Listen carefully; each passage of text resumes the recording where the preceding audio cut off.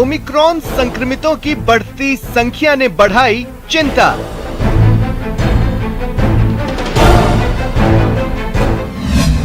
बिना विदेश गए भी लोग संक्रमित होने के मामले सामने आए।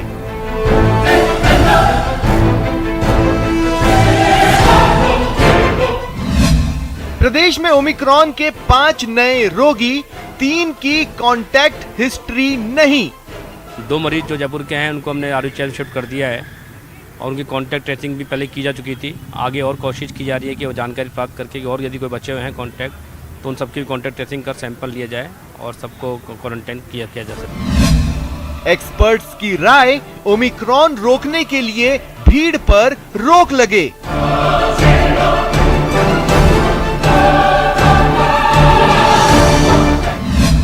ओमिक्रॉन पर स्वास्थ्य मंत्रालय की राज्यों को गाइडलाइन।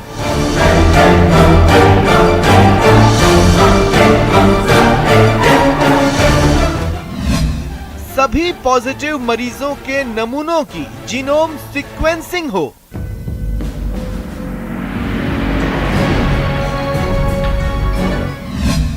ओमिक्रॉन पर एक्शन में सरकार, सरकारें कर रही मीटिंग पर मीटिंग।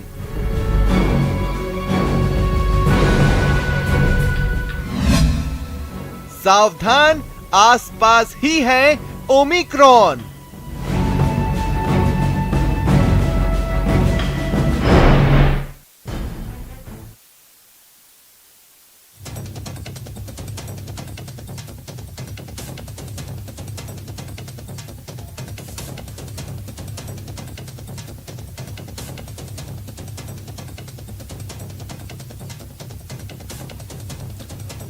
तो पहले डेल्टा और अब ओमिक्रॉन, लगातार ओमिक्रॉन की संख्या अब प्रदेश में बढ़ती जा रही है। न केवल प्रदेश में बल्कि देश भर के अंदर अब ओमिक्रॉन के मामले सामने आने लगे हैं। प्रदेश में ओमिक्रॉन के 5 नए रोगी मिले हैं, 3 की कॉन्टैक्ट हिस्ट्री तलाशी जा रही है। एक्सपर्ट्स की राय है कि ओमिक्रॉन रोकने के लिए भीड़ पर रोक लगाई जाए। पहले डेल्टा ने डराया और अब ओमिक्रॉन जो है उसकी वजह से भी पूरे देश भर में खौफ का माहौल देखा जा सकता है। अगर पूरी दुनिया पर नजर डाले तो ब्रिटेन में और दक्षिण अफ्रीका और अमेरिका के अंदर ओमिक्रॉन ने कहर बरपाया हुआ है। लगातार एक्सपर्ट्स कह रहे हैं, WHO कह रहा है कि ओमिक्रॉन बहुत तेजी से फैलता है, डेल्टा के मुकाबले कई गुना ज्यादा तेजी से फैलता है। और अब राजस्थान में भी ये दस्तक दे चुका है। लगभग सैकड़ों मामले इसके जो है वो पूरे देश भर के अंदर देखे जा सकते हैं। तो लगातार बढ़ते ओमिक्रॉन वायरस को देखते हुए केंद्र सरकार भी चिंतित है। आज इसी को लेकर प्रधानमंत्री बैठक करने जा रहे हैं और कल राज्य सरकार भी इसको लेकर, खुद मुख्यमंत्री अशोक गहलोत इसको लेकर बैठक करने जा रहे हैं। अगर मामले इसी तरीके से बढ़ते रहे और लोगों ने एहतियात नहीं बरता, आम लोगों ने एहतियात नहीं बरता, कोविड प्रोटोकॉल का पालना नहीं की, तो बहुत हद तक मुमकिन है कि इनके बढ़ते मामलों पर लगाम लगाने के लिए केंद्र या राज्य सरकार कुछ नई बंदिशें लागू कर सकती है, पुराने कोरोना काल की तरह।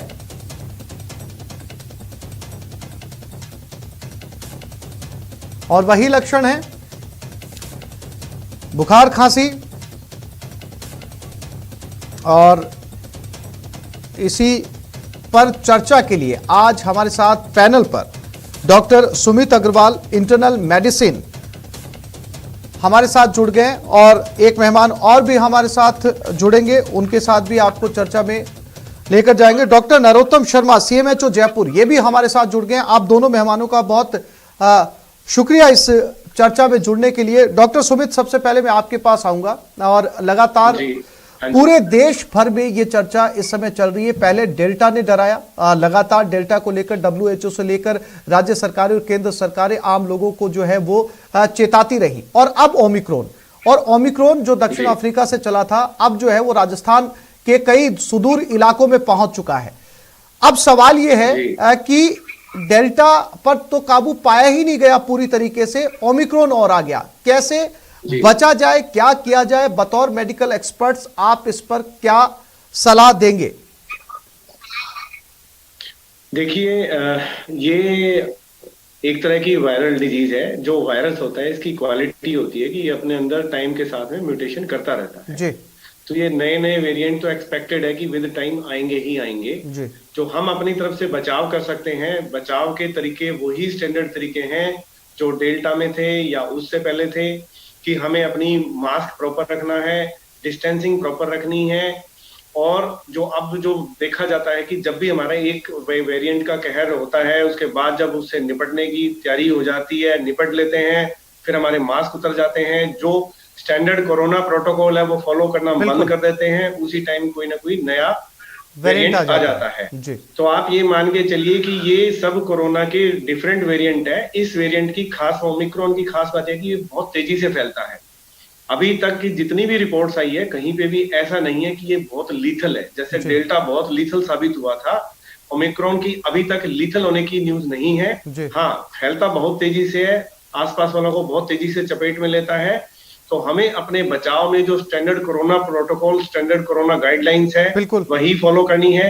कि नंबर 1, प्रॉपर मास्क लगा के रखना है, प्रॉपर डिस्टेंसिंग रखनी है, भीड़ भाड़ नहीं रखनी है, भीड़ को 100% अवॉइड करना है, वैक्सीनेशन की प्रॉपर डोजेज लेनी है। इसके अलावा हम अपने बचाव में और कुछ भी नहीं कर सकते हैं। बिल्कुल। अगर हम इनमें से कोई भी चीज तोड़ते हैं तो हम अपने आप को या अपने साथ वालों को ही रिस्क पे डालते हैं। बिल्कुल। तो स्टैंडर्ड प्रोटोकॉल जो कोरोना का है वो फॉलो करना जरूरी है, वही बचाव का तरीका है। बिल्कुल।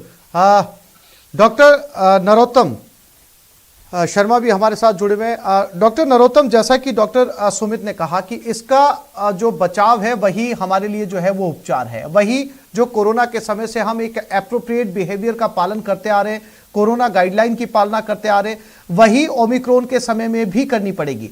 अगर डॉक्टर नरोत्तम, सिवाय इस बात के कि ये बहुत तेजी से फैलता है, और क्या कुछ अलग है बाकी के कोरोना वेरिएंट से? डॉक्टर सुमित ने कहा नए नए वेरिएंट आते रहेंगे, वैसे ये भी एक वेरिएंट है। सिवाय तेजी से फैलने के अलावा क्या ये डेल्टा से या दूसरे वेरिएंट से ज्यादा खतरनाक भी है, डॉक्टर नरोत्तम?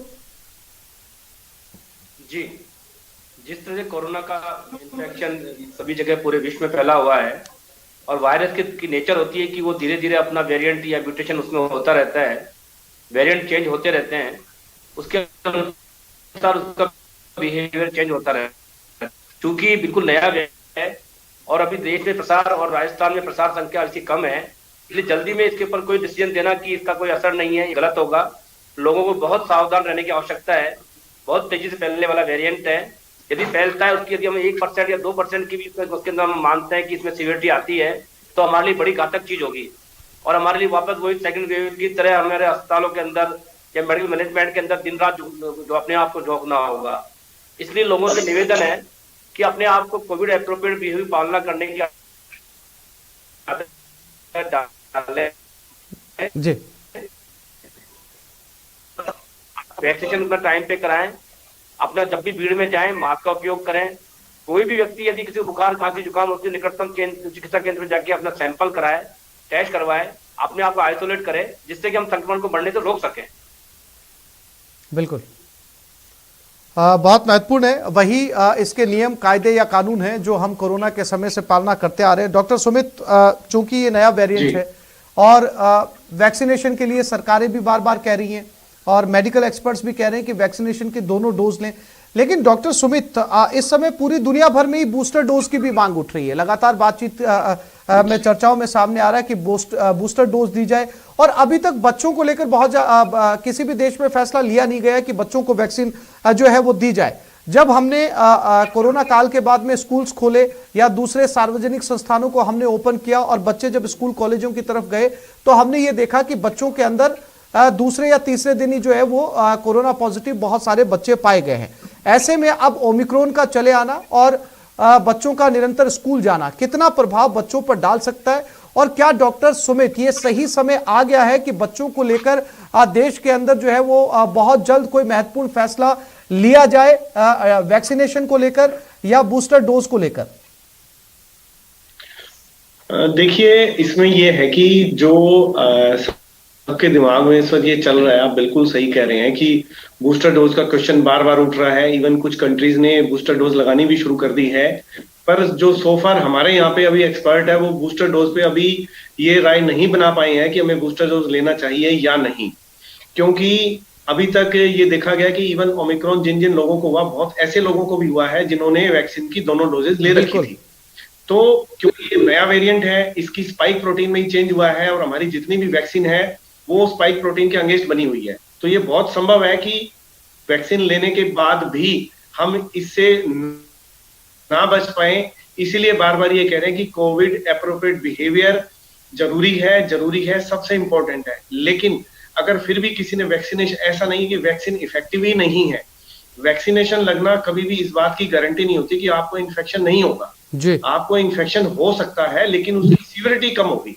आपके जो सीवियर होने के या लीथल होने के या डेथ होने के चांसेस कम हो जाते हैं वैक्सीन लगने के बाद, अगर आपके अंदर ऑलरेडी इम्यूनिटी है तो ऐसी कंडीशन में चूंकि अब वेरिएंट भी, अपने एक्सपर्ट्स भी, इतनी मीटिंग चल रही है, वो भी कंफ्यूज है, तो मुझे ऐसा लगता है कि जो बूस्टर डोज एटलीस्ट वो लोग जो हमारे ओल्ड एज वाले हैं, जिनकी इम्यूनिटी किसी भी वजह से कम है, जो लॉन्ग स्टैंडिंग बहुत क्रॉनिक बीमारियों से जूझ रहे हैं, या जिनको लॉन्ग स्टैंडिंग जैसे किडनीज की प्रॉब्लम है, डायबिटीज की प्रॉब्लम है, या जो इम्यूनोसप्रेसिव मेडिसिन पे हैं, उनको बूस्टर डोज लगाई जा सकती है ताकि उनको एडिशनल सुरक्षा दे सकें जी। बाकियों को अगर मान लो हमारी इम्यूनिटी नॉर्मल है और दोनों डोजेज ले रखी हैं, तो मुझे लगता है कि शायद बूस्टर डोज मतलब कितनी इफेक्टिव रहेगी, बड़ा क्वेश्चनेबल है ये अभी जी। अब रही बात बच्चों की, देखिए बच्चों का आप बिल्कुल सही कह रहे हैं कि बच्चे स्कूल गए और अफेक्ट हुए, कोरोना पॉजिटिव हुए, बिल्कुल सही है।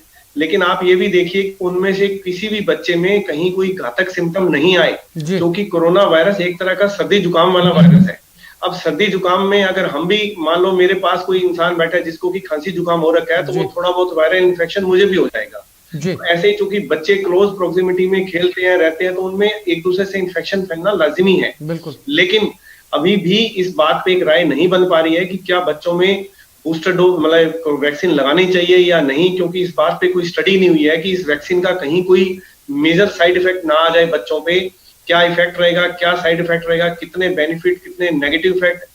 इसी वजह से मुझे लगता है कि अब ये कंफ्यूजन चल रहा है कि बच्चों में वैक्सीन दी जाए या नहीं दी जाए। दूसरी चीज जो मैंने अपने प्रैक्टिस में देखी कि हमारे पास मतलब कोविड के टाइम में 100 पेशेंट हमारे पास एडमिट रहे, जिनके बच्चे भी थे और बच्चे भी उनके साथ रहे। तो ऐसा है नहीं कि घर में माँ बाप को हुआ या 2 मेंबर को हुआ, बच्चों को ना हुआ होगा इन्फेक्शन, तो उनको भी हुआ। पर विद गॉड ग्रेस किसी भी बच्चे में, किसी भी फैमिली के बच्चे में मैंने कहीं कोई सीरियस सिम्टम नहीं देखे, या कहीं ऐसे कोई रिपोर्टेड नहीं हुए कि जिसमें घर में अडल्ट को कोरोना हुआ और बच्चों में कोई बहुत सीरियस सिम्टम आए। तो शायद ऐसा हो सकता है कि ये कोरोना वायरस ही इस टाइप का है जो बच्चों को ज्यादा अफेक्ट ना कर रहा हो, क्योंकि जैसे मैंने कहा कि जो स्कूल में गए वो भी पॉजिटिव हुए, लेकिन उनमें किसी में कोई बहुत साइड इफेक्ट या कोई बहुत मेजर इफेक्ट या लीथल इफेक्ट देखने को या रिपोर्टेड नहीं हुए। तो शायद इसी चीज को लेके अभी तक कंफ्यूजन चल रहा है कि वास्तव में बच्चों में वैक्सीनेशन की जरूरत है या नहीं है। कहीं हम वैक्सीनेशन देके कहीं उनको कोई मेजर साइड इफेक्ट ना दे दें, ये भी एक दिमाग में क्वेश्चन आता है। तो इस बारे में 100% कहना कि बच्चों को दें या ना दें, ये एक है ना डिबेट का विषय है जो बहुत सावधानी पूर्वक आपस में विचार करके करना पड़ेगा कि क्या किया जाए। ठीक है डॉक्टर नरोत्तम शर्मा। डॉक्टर नरोत्तम, एक और बहुत महत्वपूर्ण सवाल है, चूंकि हम जानते हैं कि जब से कोरोना काल शुरू हुआ है लगातार पहले जो है वो साधारण वेरिएंट सामने आए, फिर तमाम डेल्टा से लेके ओमिक्रॉन के वेरिएंट जो है वो लगातार बदल रहे हैं और अलग अलग वेरिएंट्स जो है वो पहले से ज्यादा घातक, या जैसा कि डॉक्टर सुमित ने एक शब्द का इस्तेमाल किया, ज्यादा लीथल जो है वो इस तरीके के वेरिएंट सामने आ रहे हैं। लेकिन डॉक्टर नरोत्तम, मेडिसिन या वैक्सीन हमारी वही है जो कोरोना के शुरुआती लक्षणों को देखकर बनाई गई है। क्या अब ये सही समय आ गया कि जो हमारी वैक्सीन है उसको भी अपग्रेड किया जाए, क्योंकि जो नए नए वेरिएंट आ रहे हैं उसके मुताबिक वैक्सीन भी उसी तरीके से असर करे। वैक्सीन हमने कोरोना के लक्षणों की बनाई है और हम इलाज कर रहे हैं ओमिक्रॉन का, तो क्या इस पर भी जो है अब मंथन का समय आ गया है, WHO इस पर भी काम करे?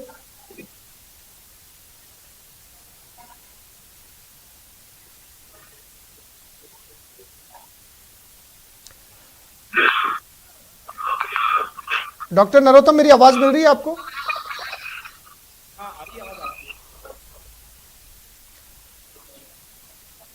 मैं अपना सवाल फिर से दोहराता हूं डॉक्टर नरोत्तम, शायद मेरी आवाज आप तक नहीं मिल पाई। मैं आपसे सवाल मेरा ये है कि लगातार नए वेरिएंट सामने आ रहे हैं और हर वेरिएंट पहले से ज्यादा खतरनाक साबित हो रहा है, लेकिन वैक्सीन हमारे पास वही है, साधारण जो कोरोना शुरुआती दौर में आया था उसी की। तो अब जो नए वेरिएंट सामने आ रहे हैं उसके मुताबिक वैक्सीन का अपग्रेडेशन भी बहुत जरूरी हो गया है। जहाँ तक वैक्सीन की बात है, जो वैक्सीन अभी जो उपलब्ध है, ये वैक्सीन भी कोरोना के ऊपर काफी असरदार वैक्सीन है। सभी जगह इसका उपयोग किया भी जा रहा है। समस्या ये है कि हमारे यहाँ पर भारत के अंदर जहाँ वैक्सीनेशन प्रथम डोज 87 पूरे देश में पहुँच गया है, डोज के अंदर बहुत 60% आता है। वो जब तक गैप पूरा नहीं होगा, जब तक हमारी संक्रामकता है रोग की वो कम नहीं होगी। एंटीबॉडी डेवलप होना शरीर में वैक्सीन लेने के बाद जो एंटीबॉडी डेवलप होती है वही रोग प्रतिरोधक क्षमता उत्पन्न करती है। जहाँ तक बात वैक्सीन चेंज आने की बातें हैं, ये लगातार शोध का विषय है। जो जो वेरिएंट चेंज होते हैं या उनकी वैरायटी चेंज होती है, स्टडी के अनुसार उसके ऊपर धीरे धीरे वैक्सीन में चेंज आना स्वाभाविक है और ऐसी प्रक्रिया चल भी रही है। WHO के माध्यम से अन्य एजेंसियां इस पर काम कर भी रही हैं। जो जो वेरिएंट चेंज होगा, जो जो निश्चित रूप से होता है कि वैक्सीन में चेंज आए। पर सबसे इम्पोर्टेंट बात यह है कि जो गैप है वैक्सीनेशन का, वो लोग पूरा वैक्सीनेशन कराएं अपना, जिससे हमारे शरीर में रोग प्रतिरोधक क्षमता उत्पन्न हो और इसका इन्फेक्शन है उसकी सीवियरिटी हमारे को कम हो। ठीक है, डॉक्टर सुमित, एक बार फिर से मैं आपके पास आता हूं।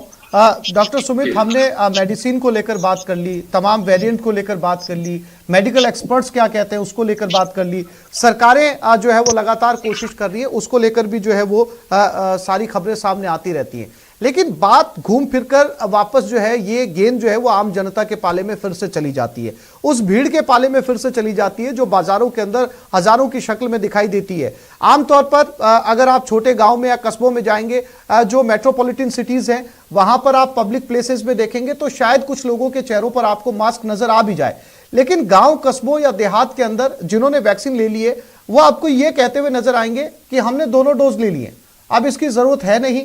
और कुछ गांवों के अंदर तो इसका आज भी मजाक बनाया जाता है कि कोई एक पढ़ा लिखा शख्स अगर मास्क लगाकर चला जाए और बाकी के लोग उसको बिल्कुल वैसे ही देखते हैं जैसे कोई फॉरेनर उस गांव के अंदर जो है आ गया। इस मानसिकता को बदलने की भी जरूरत है डॉक्टर सुमित, ताकि लोग इसकी इंपॉर्टेंस को समझे कि ये वेरिएंट जो लगातार अपना रंग रूप बदल रहे हैं ये कितने खतरनाक हैं।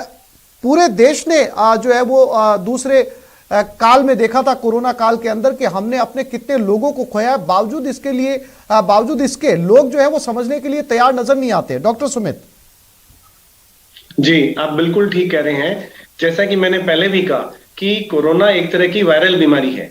वायरस की एक क्वालिटी होती है कि विद टाइम इसमें म्यूटेशन आते ही आते हैं, तो ये अपना रूप बदलते रहेंगे, नए नए वेरिएंट आते रहेंगे। अब वो कैसे होंगे, कितना इन्फेक्शियस होंगे, कितना लीथल होंगे, तो वक्त के साथ पता लगता है। बट अगेन हमारी बात वहीं आ जाती है कि जैसे आपने पूछा कि हम बचाव में क्या कर सकते हैं, तो सबसे इंपॉर्टेंट कोरोना एप्रोप्रिएट बिहेवियर, जैसा कि डॉक्टर नरोत्तम ने भी कहा, मैंने भी कहा, अल्टीमेटली हमें इस बिहेवियर को फॉलो करना ही पड़ेगा। तो ये आप बिल्कुल ठीक कह रहे हैं कि आज भी अगर हम बाजार में जाते हैं या कहीं जाते हैं, भीड़ लगी हुई है, लोगों के मुंह पे मास्क है ही नहीं, अगर है तो वो नाक से नीचे है, जिसका की फायदा कोई नहीं है।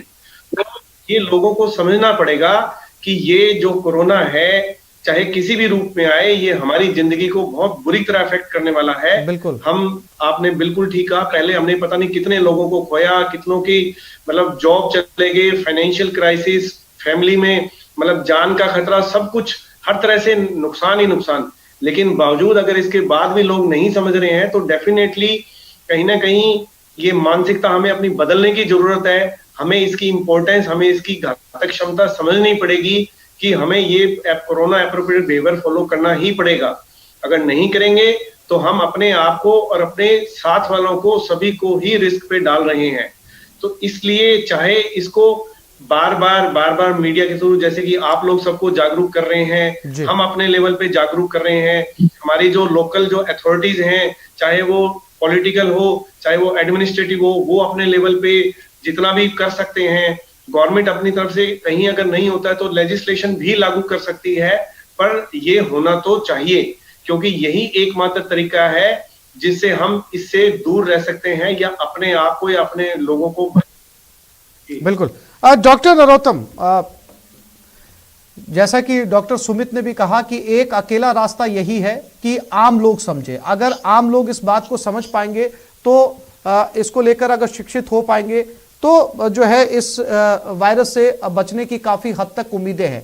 लेकिन डॉक्टर नरोत्तम, शायद सामाजिक सोच में ये बदलाव आया है, इस भीड़ में ये बदलाव आया है कि अब लोगों ने शायद डरना छोड़ दिया है। जो दूसरा कोरोना काल आया था उसमें हमने देखा था कि लोगों के अंदर वाकई में जो है वो इसको लेकर डर भी था और इसको लेकर लोगों ने एहतियात भी बरता था। बहुत कम लोग नजर आने लगे थे ड्यूरिंग द लॉकडाउन, या फिर जो है वो दूसरी लहर के अंदर लोगों ने मास्क लगाना शुरू कर दिया था, बार बार हाथों को धो रहे थे या हाथों को सैनिटाइज कर रहे थे। अब वो कहीं आपको जो है नजर नहीं आएगा। पहले हर किसी की पॉकेट के अंदर आपको एक छोटी सैनिटाइजर की शीशी मिल जाती थी, वो बिल्कुल अब खत्म होती जा रही है। क्योंकि लंबा समय हो गया है, लगभग मार्च 2020 की घटना है। मार्च 2020 से लगातार लगभग 2 साल होने को आए हैं। लोगों को निश्चित रूप से लोगों में परेशानी बढ़ी होगी, झुंझलाहट बढ़ती है लोगों के अंदर, कब तक मास्क का उपयोग करें या कब तक इस तरह की हम एक्टिविटी करें जिससे घर में बंद रहें। इसको लेकर भी WHO ने कल खुद ने वहाँ के निदेशक ने बोला है कि अभी हम थोड़ी सावधानी रखेंगे तो हमारा भविष्य आगे हमारे लिए अच्छा होगा। कुछ समय और पाबंदियां हैं ये हमारे को जो झेलनी है, कुछ समय और सावधानियां हैं जो हमें सावधानी पालन करना है, जिससे हमारा कल हमारा भविष्य है वो हमारा साफ होगा। सबसे इम्पोर्टेंट है कि आप लोग कुछ दिन के लिए जब भी आप भीड़ में जाएं, मैं ये नहीं कहता कि हर समय मास्क लगाएं, जब भी आप भीड़ का हिस्सा बने आप मास्क का उपयोग करें, अपने हाथ साबुन से बार बार धोते रहें या सैनिटाइजर से हाथ साफ करते रहें, सोशल डिस्टेंस की पालना करें, या किसी में कोई संक्रमण की दिखती है, आपको लक्षण दिखते हैं या आपको लगता है कि पड़ोस में किसी को कोई संक्रमण हो सकता है या वो पॉजिटिव है, इस सूचना मेडिकल विभाग को दें जो तुरंत उसके ऊपर कार्रवाई हो सके, उसके सैंपल लिए जा सके, उसे क्वारंटाइन किया जा सके, आइसोलेट किया जा सके, जिससे क्या होगा कि संक्रमण फैलेगा नहीं। अब ओमिक्रॉन है, ओमिक्रॉन बहुत तेजी से फैलने वाला वायरस। हमारे राजस्थान में 22 केस अभी तक डिटेक्ट हो गए हैं। कॉन्टेक्ट ट्रेसिंग बड़ी मुश्किल से हो रही है, लोग हमको बता नहीं रहे कि हमारे किन किन लोगों से मिलते हैं, किन किन लोगों से नहीं मिलते हैं। आप तब तक बताएंगे नहीं हमें कॉन्टेक्ट किस से हुआ है, कैसे कॉन्टेक्ट ट्रेसिंग करेंगे। उन सबको कॉन्टेक्ट ट्रेस करके उनको आइसोलेट करना, क्वारंटाइन करना, उनके सैंपल लेना आवश्यक होता है। इसलिए कुछ समय लोगों को सावधान रहना, जिससे कि हमारा बिल्कुल डॉक्टर नरोत्तम, ये बहुत महत्वपूर्ण है कि आम लोग इस बात को समझे। और हमारी एक बार फिर से न्यूज 18 राजस्थान के दर्शकों से अपील है, जो लोग इस कार्यक्रम को देख रहे हैं, हमारे साथ पैनल में दोनों डॉक्टर्स हैं, दोनों ही अपने अपने सब्जेक्ट, अपनी अपनी फील्ड के माहिर हैं, एक्सपर्ट्स हैं। ये दोनों आपसे ये कह रहे हैं कि कोरोना के नियमों का पालन करें। कुछ बीमारियां ऐसी होती हैं जिनका इलाज लंबा चलता है, कोरोना वैसी ही एक बीमारी समझी जाए क्योंकि अभी ये लंबा चलने वाला है। इसलिए आपको कोरोना एप्रोप्रिएट बिहेवियर करना होगा, मास्क लगाना होगा, हाथों को धोना होगा, और अगर आपको कहीं भीड़ ज्यादा नजर आती है तो इंतजार कीजिए, भीड़ के छटने के बाद अपना काम करने बाहर निकलिए, क्योंकि ओमिक्रॉन अब तक निकले वायरस से सबसे ज्यादा खतरनाक साबित हो रहा है। उम्मीद है कि आप इस नियमों का पालन करेंगे और देश, समाज या घर मोहल्ले में बढ़ते इस वायरस पर लगाम लगाने में मदद करेंगे। आप दोनों मेहमानों का बहुत शुक्रिया इस कार्यक्रम में जुड़ने के लिए। इस बुलेटिन में फिलहाल इतना ही। नमस्कार।